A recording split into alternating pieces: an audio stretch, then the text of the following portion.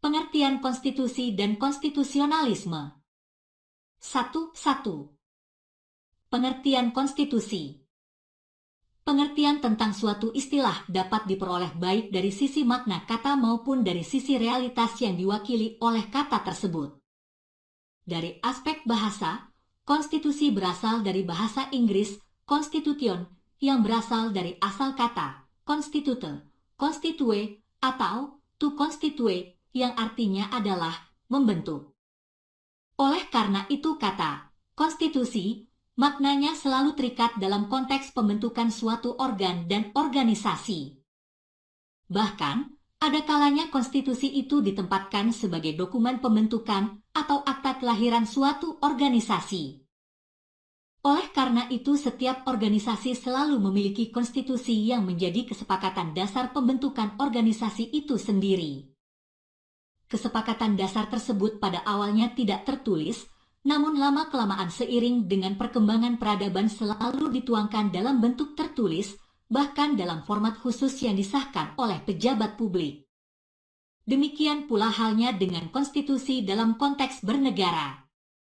Secara bahasa ada yang menempatkan sebagai dokumen yang membentuk negara sebagai suatu organisasi yang di dalamnya terdapat organ-organ negara. Bahkan, ada kalanya konstitusi juga menjadi sertifikat kelahiran negara karena keberadaan negara dimulai pada saat pemberlakuan konstitusi itu.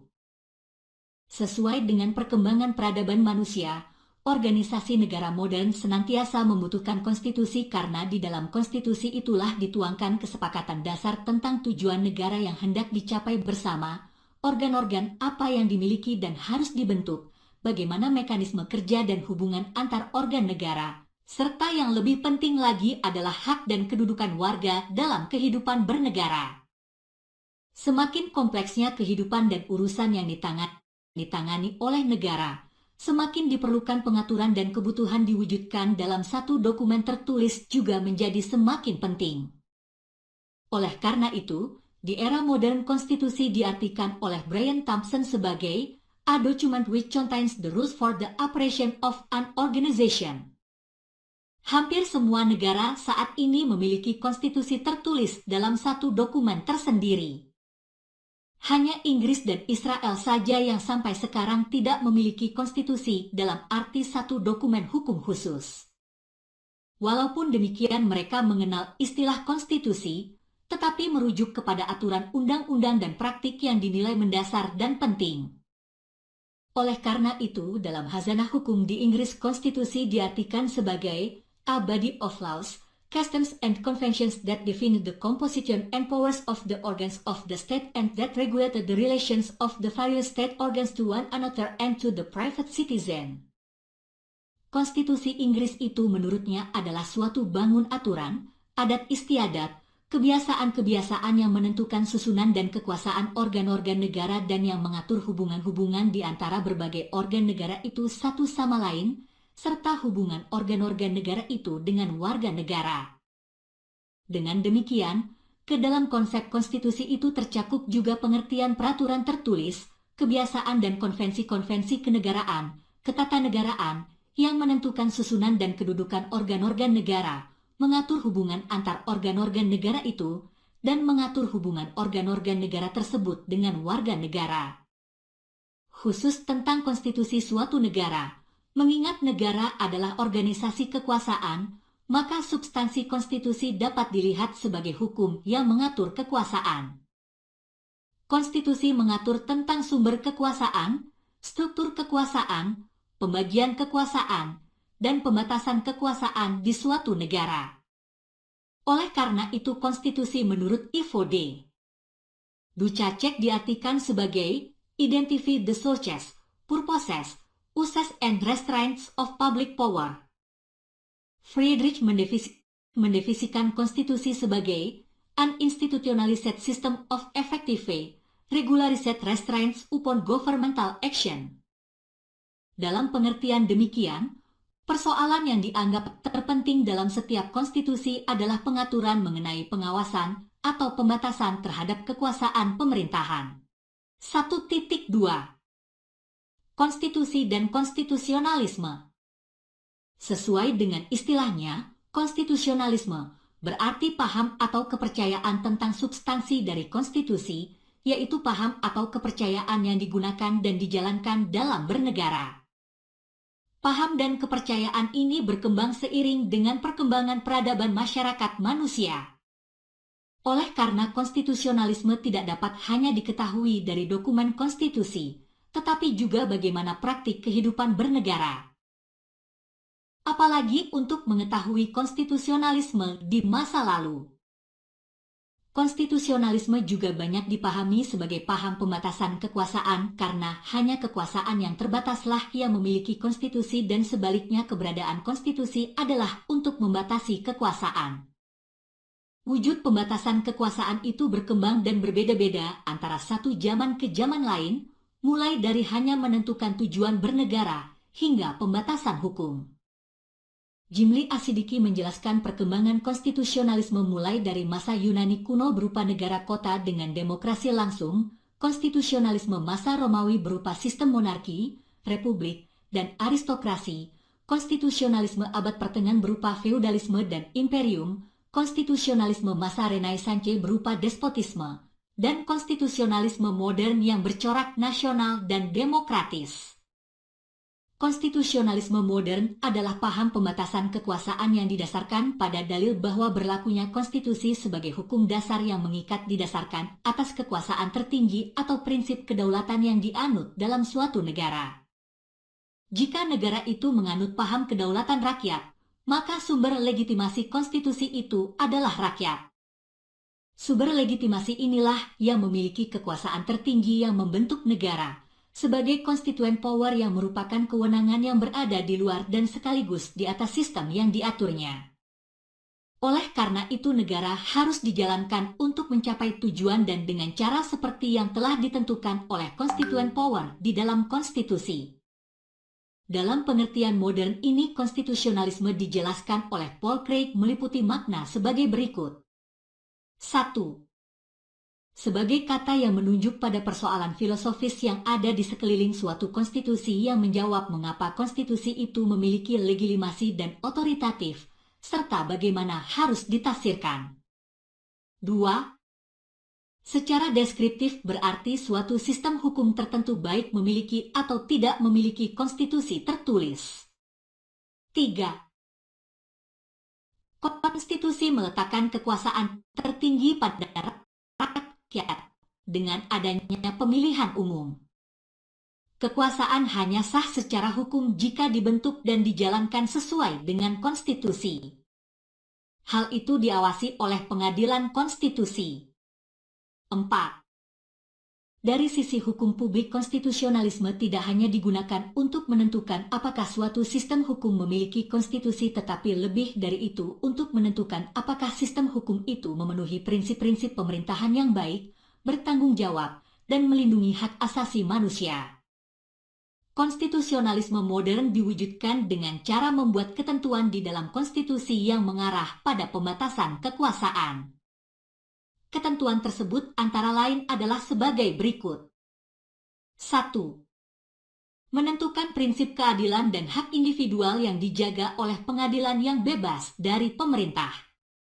2. Membagi dan memisahkan kekuasaan antara organ-organ negara untuk menentukan tidak ada satupun yang memiliki kekuasaan terlalu besar. 3. Membentuk lembaga pemerintahan perwakilan yang dipilih dan dapat diberhentukan oleh rakyat. 4. Menyediakan instrumen partisipasi langsung rakyat dalam proses pengambilan keputusan pemerintah. 1.3. Konvensi Ketatanegaraan sebagai bagian dari konstitusi.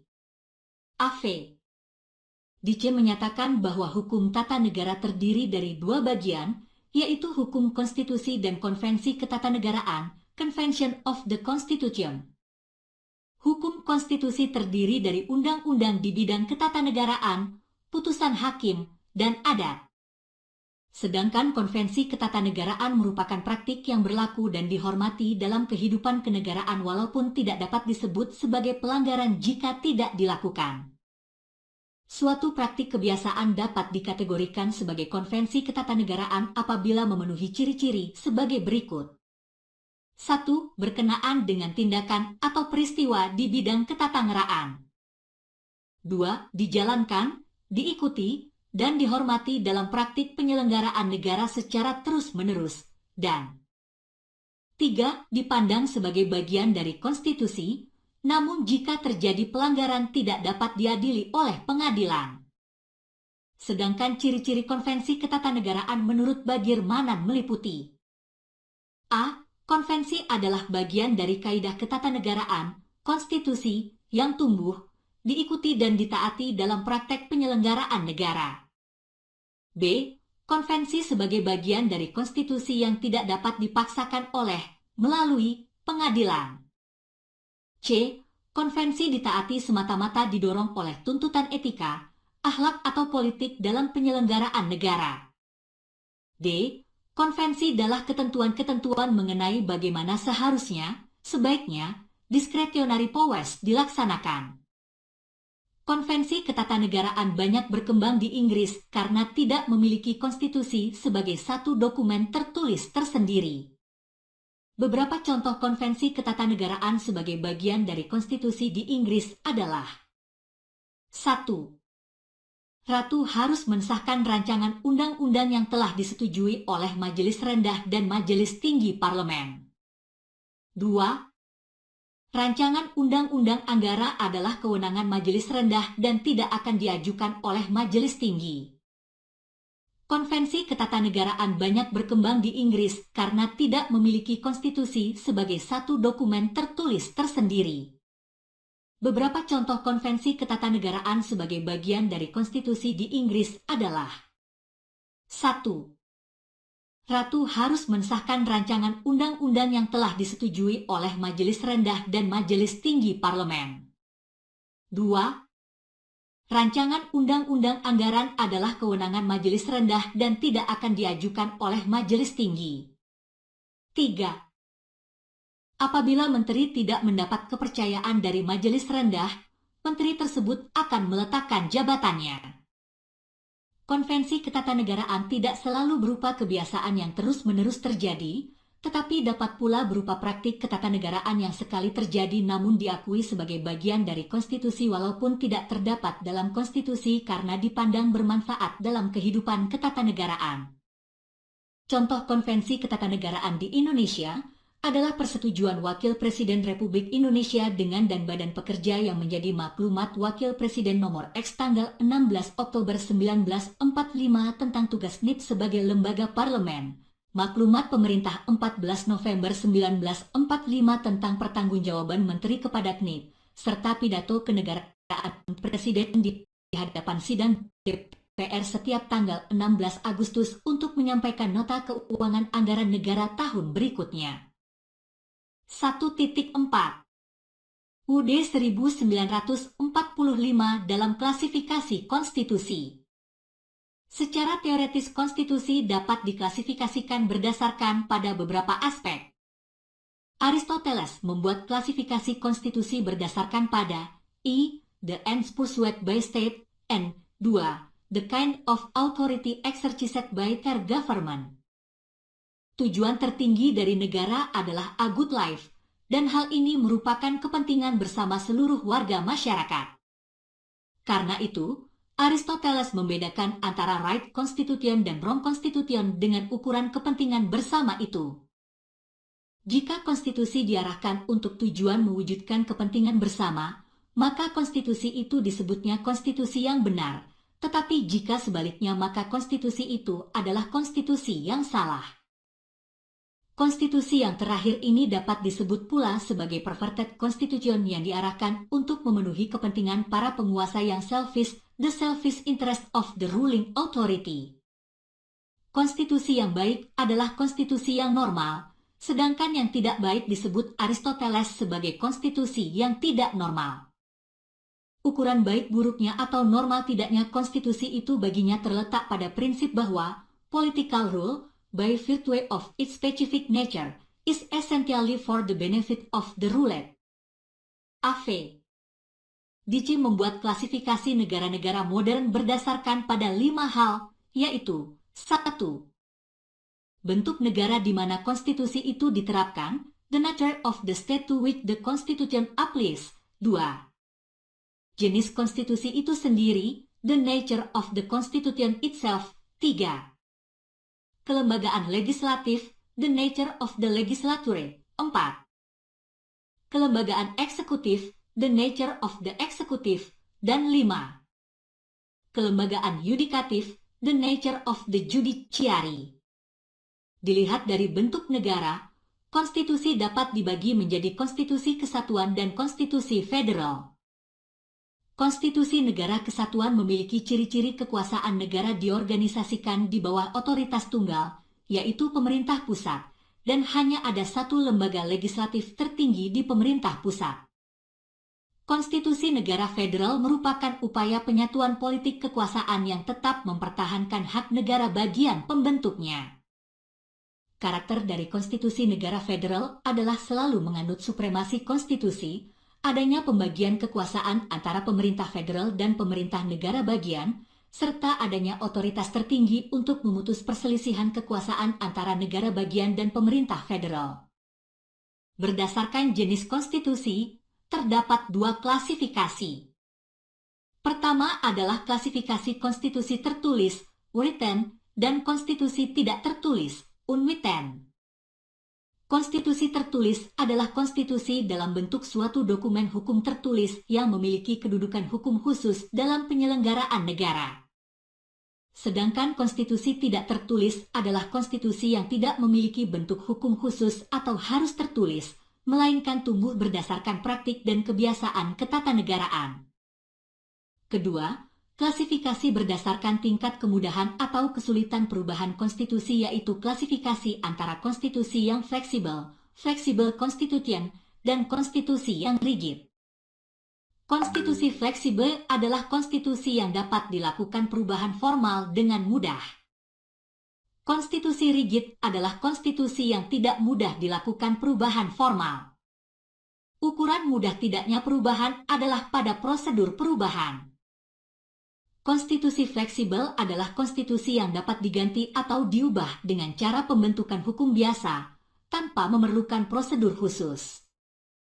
Konstitusi rigid adalah konstitusi yang hanya dapat diubah dengan menggunakan prosedur khusus yang berbeda, lebih berat jika dibanding dengan prosedur pembentukan hukum biasa. Berdasarkan kelembagaan legislatif terdapat 2 klasifikasi, yaitu klasifikasi sistem pemilihan lembaga legislatif dan klasifikasi model kamar kedua atau majelis tinggi. Aspek sistem pemilihan umum dapat dilihat dari hak pilih dan model konstituensi. Dari sisi hak pilih terdapat konstitusi yang memberikan hak pilih secara umum kepada seluruh warga negara yang telah dewasa, adult suffrage, dan ada konstitusi yang memberikan hak pilih kepada orang dewasa yang memenuhi kualifikasi tertentu, qualified adult suffrage, misalnya pembayar pajak.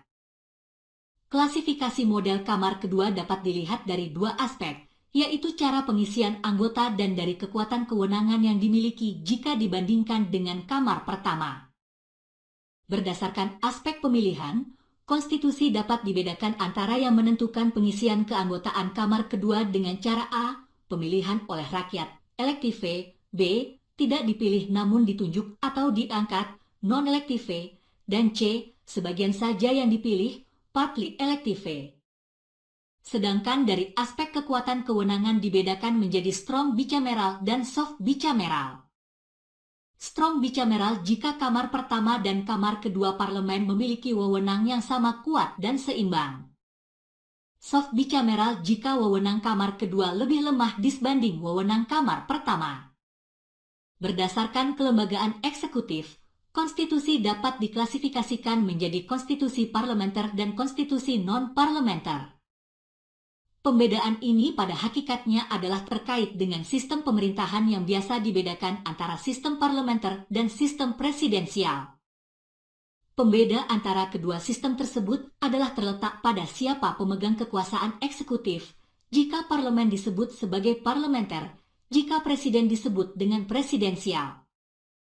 Dalam sistem parlementer, Yang memerintah sesungguhnya adalah parlemen dengan membentuk pemerintahan atau kabinet sebagai bagian dari parlemen sehingga dipilih, bertanggung jawab, dan diberhentikan oleh parlemen.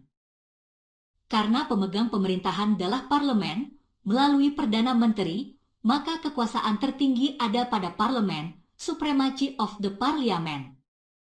Sedangkan dalam sistem presidensial, eksekutif dipegang oleh presiden yang sejak awal terpisah dari parlemen baik dari sisi cara pemilihannya, kekuasaan, maupun pertanggungjawabannya.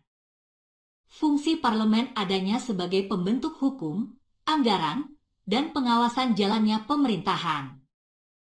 Klasifikasi berikutnya adalah pada sistem kekuasaan kehakiman, apakah berdasar pada sistem rule of law, common law, atau administrative law, civil law.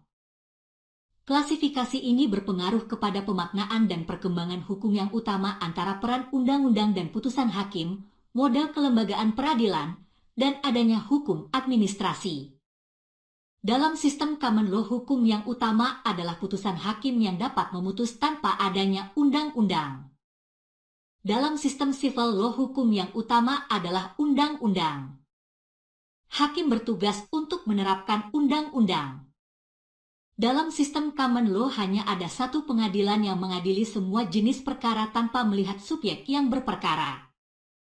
Hal ini adalah konsekuensi dari prinsip equality before the law.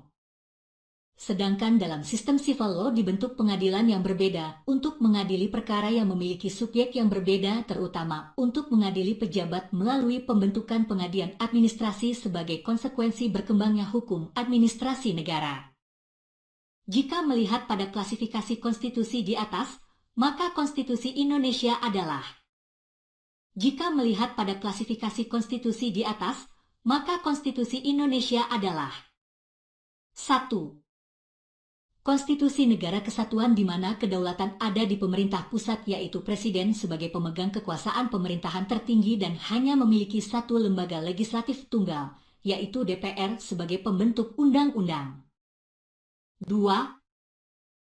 Konstitusi tertulis, di samping karena tertulis juga lebih karena memiliki bentuk hukum dengan nama Undang-Undang Dasar Negara Republik Indonesia tahun 1945. 3. Konstitusi rigid karena untuk mengubah UUD 1945 tidak dapat dilakukan dengan mekanisme pembentukan undang-undang, tetapi memerlukan mekanisme yang lebih berat baik dari sisi tahapan, syarat quorum, maupun syarat persetujuan sebagaimana diatur dalam pasal 37 UUD 1945.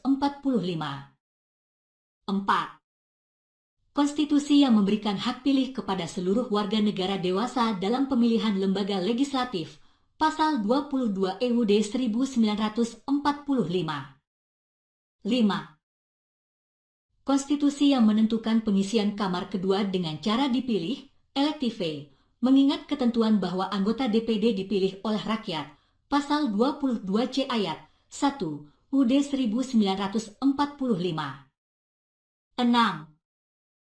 Konstitusi yang menganut soft bicameral mengingat wewenang DPD sebagai kamar kedua lebih lemah jika dibanding DPR sebagai kamar pertama. 7. Konstitusi presidensial berdasarkan ketentuan pasal 4 ayat 1 UUD 1945 bahwa Presiden memegang kekuasaan pemerintahan menurut Undang-Undang Dasar. 8. Konstitusi yang menganut administrative law karena di bawah Mahkamah Agung dibentuk Pengadilan Tata Usaha Negara, pasal 24 ayat 2 UUD 1945. 1.5. Konstitusi dan konstitusionalisme Indonesia. Konstitusi Indonesia adalah UUD 1945 dengan nama resmi Undang-Undang Dasar Negara Republik Indonesia tahun 1945. Dalam sejarah ketatanegaraan Indonesia pernah berlaku dua konstitusi lain, yaitu Konstitusi Republik Indonesia Serikat dan UUD sementara tahun 1950. Selain dokumen konstitusi tertulis, tentu terdapat praktik dan kebiasaan ketatanegaraan yang telah terjadi dan menjadi bagian dari konstitusi Indonesia. Misalnya maklumat Wakil Presiden Nomor X dan maklumat pemerintah 14 November yang telah disebutkan sebagai praktik ketatanegaraan yang telah terjadi dan menjadi bagian dari sejarah ketatanegaraan Indonesia. Sedangkan kebiasaan ketatanegaraan yang masih terus dilakukan adalah pidato ketatanegaraan Presiden di hadapan sidang paripurna DPR setiap tanggal 16 Agustus. UUD 1945 menganut paham konstitusionalisme, yaitu upaya membatasi kekuasaan negara. Pembatasan itu dapat dilihat dari hal-hal sebagai berikut. 1. Penegasan tujuan negara di dalam pembukaan yang berarti siapapun pemegang kekuasaan negara harus bekerja untuk mencapai tujuan tersebut. 2. Penentuan 5 dasar negara, Pancasila, dalam pembukaan UUD 1945. Hal ini berarti setiap lembaga negara yang memiliki kekuasaan harus menjalankan kekuasaan yang dimiliki berdasarkan 5 dasar negara. 3. Ketentuan bahwa negara Indonesia adalah hukum. Artinya kekuasaan harus dijalankan sesuai dengan aturan hukum dan prosedur yang jelas. 4. Pengaturan kelembagaan negara ditentukan bahwa masing-masing memiliki kekuasaan yang terbagi dan antar organ dapat saling mengawasi dan mengimbangi, serta bekerja sama. 5. Terdapat jaminan penghormatan, perlindungan, dan pemajuan hak asasi manusia yang menjadi kewajiban dan tanggung jawab negara. 6. Pembatasan masa jabatan Presiden dan periodisasi anggota DPR untuk mencegah penyalahgunaan dan sekaligus mengevaluasi. 7. Pengakuan hak berpartisipasi dalam pemerintahan dan dalam proses pengambilan keputusan pemerintahan. 8. Pengakuan dan perlindungan hak untuk memilih dan dipilih baik untuk anggota DPR, DPRD, DPD, maupun Presiden dan Wakil Presiden. 9. Adanya pengadilan yang bebas dan tidak memihak yang melindungi hak warga negara, yaitu MA dan MK.